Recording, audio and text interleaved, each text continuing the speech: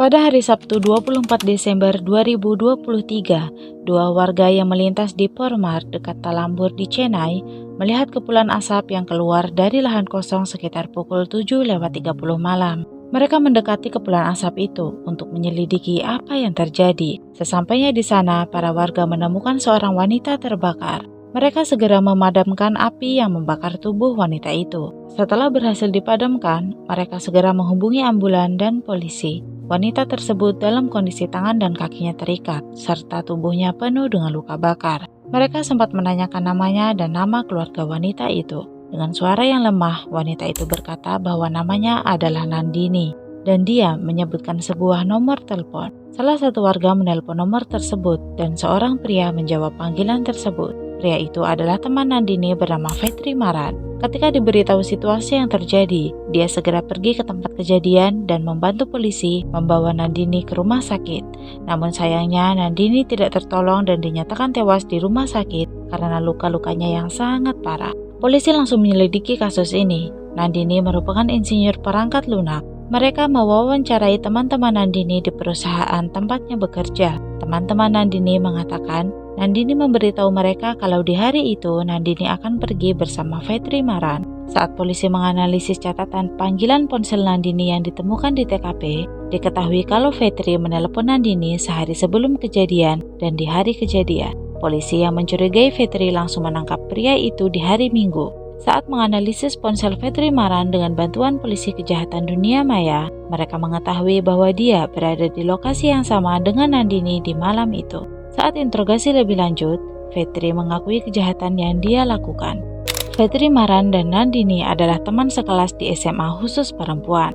Mereka sama-sama bersekolah di Madurai, Tamil Nadu. Di sekolah ini mereka bersahabat bertiga. Mereka selalu menghabiskan waktu bersama-sama. Ketika ketiga sahabat ini lulus dari SMA, mereka melanjutkan pendidikan ke universitas yang berbeda-beda. Meskipun berpisah, ketiga sahabat ini masih terus berhubungan. Suatu hari, Vetri menelpon kedua sahabatnya, memberitahu mereka kalau sudah sejak lama dia merasa bahwa dirinya seperti laki-laki. Vetri sebenarnya adalah perempuan.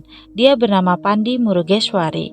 Sebenarnya sudah sejak lama dia merasa kalau dirinya bukan lagi perempuan. Namun dia merasa bahwa dirinya adalah laki-laki. Tapi dia takut untuk mengatakannya pada siapapun termasuk keluarganya. Pada akhirnya dia memberitahu kedua sahabatnya yang sebenarnya. Namun setelah mengungkapkan hal tersebut, salah satu temannya mengakhiri persahabatan mereka. Keluarganya pun telah memutus hubungan dan mengusir Vetri dari rumah. Namun tidak dengan Nandini. Dia masih berteman dengan Vetri, mendukungnya dan tak mempermasalahkan tentang identitas gendernya. Keluarga Nandini pun yang mengetahui cerita tentang Vetri tidak melarang Nandini berteman dengannya. Setelah lulus dari Universitas di Madurai pada tahun 2019, Nandini pergi ke Chennai dan bekerja di perusahaan IT swasta di sana. Sedangkan Vetri setelah lulus dari Universitas di Bengaluru, dia bekerja di kota itu. Dari uang yang telah ia kumpulkan, Vetri melakukan operasi ganti kelamin dan mengubah namanya dari Pandi Murugeswari menjadi Vetri Maran. Beberapa tahun kemudian, Vetri bertemu dengan Nandini di Chennai. Mereka menjadi rekan kerja di sebuah perusahaan IT tempat Nandini bekerja. Kedua sahabat ini sangat bahagia karena mereka bisa bersenang-senang bersama seperti waktu SMA. Pada Desember 2023, sesuatu terjadi pada kedua sahabat ini. Mereka bertengkar. Vetri melarang Nandini dekat dengan pria lain. Saat itu Nandini tengah dekat dengan salah satu rekannya.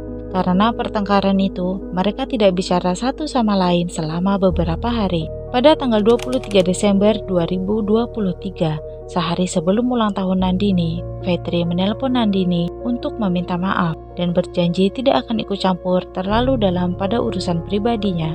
Vetri pun mengucapkan selamat ulang tahun dan mengajak Nandini jalan-jalan tepat di hari ulang tahunnya. Nandini menyetujui ajakan Vetri. Keesokan harinya mereka bertemu di tempat yang sudah disepakati bersama. Mereka kemudian jalan-jalan menghabiskan waktu bersama dengan mengendarai sepeda motor Vetri. Pertama-tama mereka pergi ke kuil, setelah itu mereka pergi berbelanja dan Vetri membelikan Nandini pakaian sebagai hadiah ulang tahun. Di sore harinya mereka pergi ke panti asuhan menghabiskan beberapa waktu di sana dan memberi sumbangan. Sekitar pukul 7 malam kedua sahabat ini akan pulang. Vetri menawarkan diri untuk mengantar Nandini pulang. Nandini setuju, lalu menaiki motor Vetri.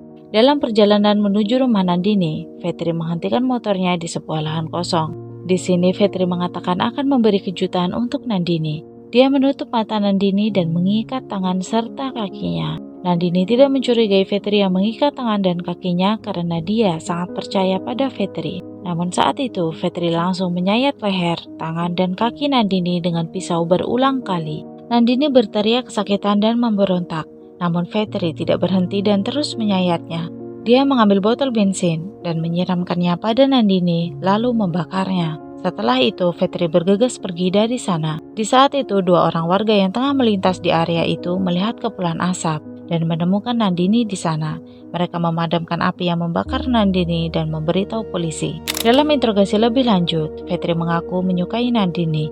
Dia adalah satu-satunya orang yang berada di sisinya selama dia menjalani masa-masa sulit. Dia kesal karena Nandini menolak lamarannya. Nandini menegaskan bahwa mereka tidak punya masa depan bersama. Rasa kesalnya semakin bertambah ketika dia mengetahui kalau Nandini sedang dekat dengan pria lain di tempat kerja. Rasa cemburunya mendorongnya melakukan hal keji itu. Fitri merencanakan pembunuhan itu sudah sejak lama, namun dia menunggu sampai hari ulang tahun Nandini. Saat ini Fitri berada dalam tahanan yudisial dan penyelidikan sedang dilakukan. Dukung channel ini dengan share ke teman-teman kamu dan jangan lupa untuk klik tombol subscribe dan nyalakan loncengnya. Terima kasih.